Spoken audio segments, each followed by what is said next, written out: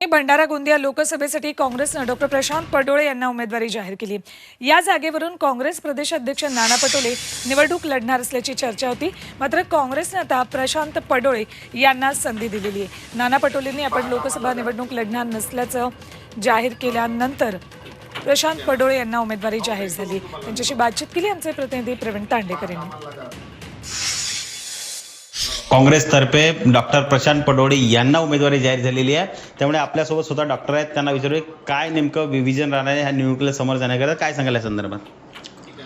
काँग्रेसने आपल्याला विश्वास ठेवून आपल्याला भंडारा आणि गोंदिया जिल्ह्याची तिकीट दिलेली आहे। पेट्रोल, डिझेल, गॅस सगळे महागाईने इथं सगळे नागरिक त्रस्त आहेत।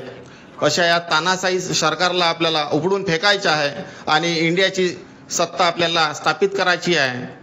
आणि येणाऱ्या काळामध्ये आपण आरोग्य, शिक्षण आणि रोजगार तसेच शेतकऱ्यावरील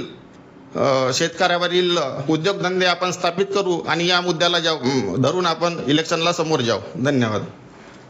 नक्कीच जे काँग्रेसचे उमेदवार आहेत त्यांचं म्हणणं आहे की 10 वर्षांमध्ये केंद्र सरकारने सर्वसामान्य जनतेला लुटल्या, त्यामुळे शिक्षण, आरोग्य आणि रोजगार आणि ह्या संदर्भाचे जे उद्योगधंदे आहेत ते आपण जिल्ह्यामध्ये आणणार आहोत आणि त्या मुद्द्यांना घेऊन निवडणुकीला समोर जाणार आहोत।